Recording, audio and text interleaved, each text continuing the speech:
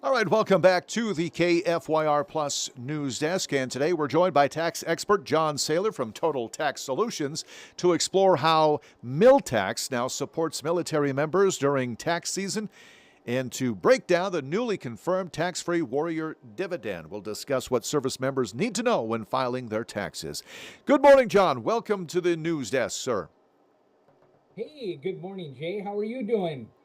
I'm doing great, thank you. Are you getting ready for your next Winter Games? I guess, aren't you a member of the U.S. Olympic luge team?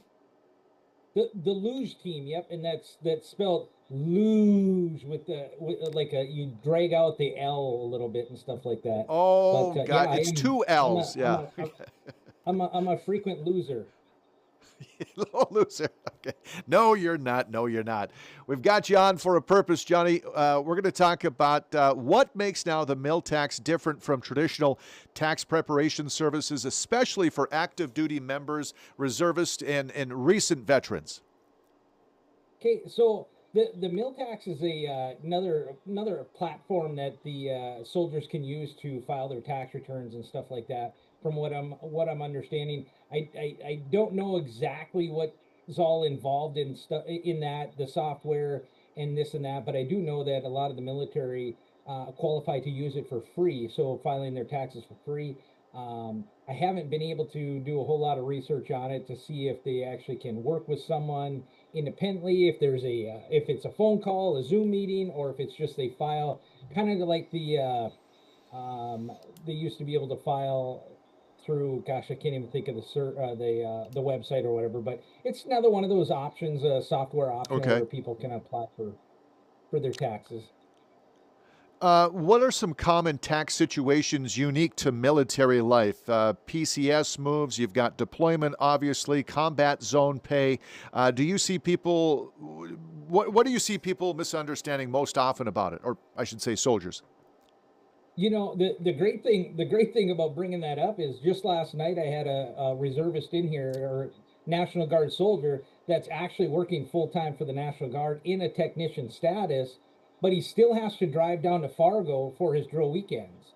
And if Hmm. it's over 100 miles, the reservists or part-time soldiers get to write off the mileage on the form 2106. They're one of the four different categories that can still take mileage, and he didn't realize he was still available or eligible for that because now he's working full time in Bismarck. And no, they're absolutely still qualified for the mileage deduction if they're traveling over 100 miles from their home to where they do their drilling station. So he just needs to keep track of those miles. We went back obviously and just kind of Google searched Fargo, figured out the miles was about 190 miles down and back. He Hmm. did 6 trips so far this last year, so we did still get him the $1,700 deduction on his tax return, and there again, it's $1,700 back for an adjustment on the tax return. So absolutely, and that's what some people don't realize, that deduction is still out there for them. As far as PCS and non-taxable combat pay, those types of things, that stuff is all run through their W-2, so they don't have to worry about claiming any PCS reimbursements or pay or anything. That's all run through their W-2 through DFAS. So that's it. The only thing that they need to look out for is that mileage for Okay. reservists if they travel over 100 miles. Let's talk about documents. Documents or records. What should service members gather before filing, especially considering W 2 release schedules and system maintenance periods mentioned by the DFAS? Yeah, so there's a little bit of a delay getting on DFAS to print out your 1099. Well, like me, I'm a retired military, so I need to go on DFAS and print out my actually it's my pay, and print out my 1099R, my retirement for what they paid me, my withholdings. But then same thing with W-2s. They can go on there. It's really nice. It's electronic. They can print it out, have it emailed to them, whatever. But yeah, I know that there was a little bit of a delay there. I don't know if they got that hiccup fixed or not, but yeah, they just need to make sure they keep track or get their W-2s, 1099s. Other than that, it's pretty simple for the military. Okay. The IRS recently confirmed the $1,776 Warrior dividend is entirely tax free. But what should service members understand about why it qualifies as a non taxable military benefit? Um, because of the fact that, well, and what they're doing is they're paying this out on the W-2, so it's basically coming in, or it's getting lumped in under their BAH, their basic allowance for housing. So they're not going to see an actual payment to them. It's going to come through their payroll, but it's going to be non-taxable, calculated in box 14 on the W-2, where it's just lumped in with their BAH, basic allowance for housing. So if they're looking for that, they should realize that their BAH dollar amount in box 14 is going to be more than it was last year. Okay. What types of financial records should members keep regarding the dividend in case they need to explain it to a tax preparer or a lender? Well, that's the key thing is they need to understand what it's for, why it's there, and then where they can verify it on the W-2, which is in box 14. They should be able to get any of their documents from their admin department that states this is what it's for, this is what you can use it for, or basically those types of things. There's still some clarification coming out on that, hopefully soon, but doesn't seem like it's going to be too problematic issues or anything. It's just everything that we know of right now is it's all going to be calculated through the W-2 in box 14. Are there any potential impacts, positive or negative, on credits like the earned income tax credit, since the dividend is not taxable? No, no, there shouldn't be any. A lot of that stuff is all run through the tax software and stuff, so there should be no issues as far as you're getting paid more for this or that. It's kind of more of a like a stipend type thing for everybody, and but it does increase, I believe, their basic allowance housing for their so every person is going to have a different amount for BAH depending on where they live. This is just 1776 added to that. Okay.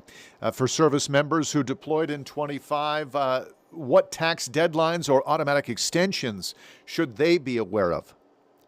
So as long as they've got a copy of their orders and they've been deployed or whatever, as long as they've got a copy of their orders, they're eligible for extension no matter what, whether they file it or not for a 6 month extension. Most people should, check with their tax preparer or whatever and just let them know, hey, I'm out of country or whatever it might be. So Hmm. they could still do the proper channels of filing the extension, but they do have the extension automatic for any deployed soldiers. And what should separating or retiring service members know about filing taxes during their transition, especially within the 365-day mill tax eligibility window? The biggest thing is they need to understand that sometimes the retirement pay, if depending on when their retirement is, sometimes it's 2 months behind. So it's when they get that retirement check. So let's say they retire in November, December timeframe, and they probably won't see any retirement payment until January or February. Well, that's when they're going to calculate that on their tax return. That's when it's going to be considered as income on that 1099-R. So they don't have to worry about going back and trying to prove which month or anything like that. Okay, and finally, what should reservists on short notice activations know about deductions or allowances unique to their service? So a lot of those things are run through their unit and stuff like that, as far as what they can deduct, what they can use, and those different types of things. So different there's different situations for everybody. Federal is all standard, but some of the states actually offer different deductions. As far as like if they're getting any kind of there again stipends or whatever for rent, lodging, whatever it might be, and stuff like that. Those things, each state has got kind of a different type of a program. So those are kind of state specific type questions for those types of deductions. Okay, John, and I know that you are offering there at Total Tax Solutions a military discount for those members that are currently serving or in the reservist part or even retired. Yeah, no, absolutely. Anybody that's affiliated with the military in one way or the other, if it's a veteran, active duty, reservist, basically anybody who served. we give the 15% military discount to anybody. I just had a couple of people in yesterday, one that was still active duty with the guard and does the travel mileage and stuff, 15% discount. And then one of my buddies that retired here about a year ago came in, and he's retired and just living the happy life, and give him a 15% discount. Basically, it's a thank you back to the service members for what they do, what they've been involved in and stuff. Just another nice opportunity for us to reach out to them and show our appreciation to them. That's fantastic. I love it. John, 26th Monday, we started the filing. I am guessing you are you are swamped there, right? Yeah, it's gotten a lot of phone calls, a lot of people wanting to set up appointments. Asking, hey, what do I all need? Are you guys taking new clients? Yes, we're taking new clients. Yes, you can book online at www.totaltaxnd.com. The types of things that you are looking for and stuff. We've got forms on our website that says, hey, look for this, that, the other thing. A lot of good information on our website, but yeah, it's starting to get busy. Yesterday was the first time to e-file. We haven't e-filed any tax returns yet, just because of the simple fact I like to wait a couple of days, let them work out all the bugs, and let everybody else go through all the issues. But here by Wednesday, Thursday, we're going to start e-filing all of our tax returns that we have up to that point. We've completed the tax returns, just holding on for the e-file, make sure that the system's all up and running correctly. Seems like every year, the first part of the year, everybody's trying to e-file everything Yeah. at one time, and it just bottlenecks. I imagine it does. And the turnaround time for those that are, hoping to get that money back because they want to take a trip to, Jamaica or wherever they want to go, it's pretty fast, isn't it? We're talking probably 3 weeks or so. Oh, we're talking. It's already down to 10 to 14 days, and with the Oh, new wow. AI technology and stuff like that, I mean, there's people are going to see the deposits in their accounts a lot sooner, just because with AI, it's they're able to run these through the computer systems a lot quicker, verify data, do the matching of social security numbers, names, and stuff like that. So you're looking at 10 to 14 days usually. And then obviously if there's other credits like child tax credit, earned income credit, those types of things take a little bit longer to verify because there's more forms to go through and stuff like that. But yeah, and then of course now everything being electronic, you have to electronically file your tax return. You have to have direct deposit for refunds. And this is the first year that it's not mandatory yet, but they're really pushing to any payments need to be electronic. And starting in 2026 for returns, any payments that are due, they're going to have to be submitted electronically. So some of the older folks that don't get into the whole computer thing are going to have to get up to speed on some of that stuff.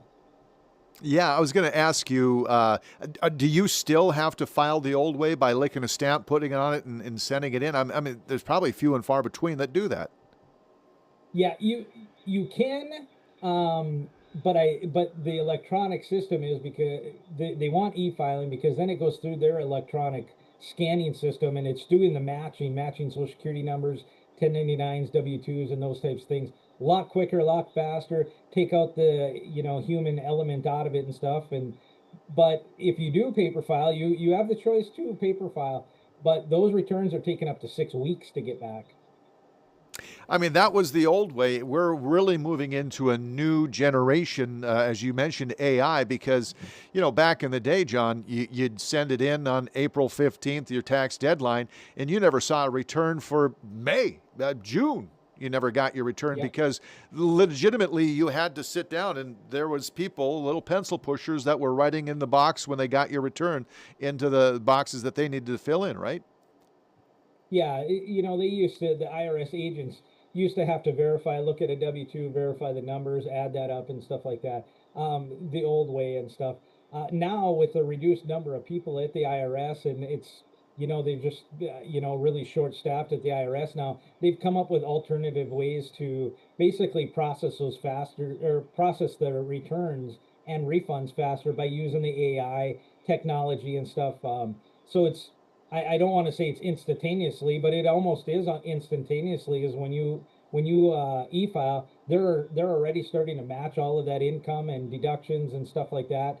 And for the most part, it's pushed out. Now, after 2 years, though, they are still going through the audit system where there's still an IRS agent that'll look at those, but that's 2 years down the road.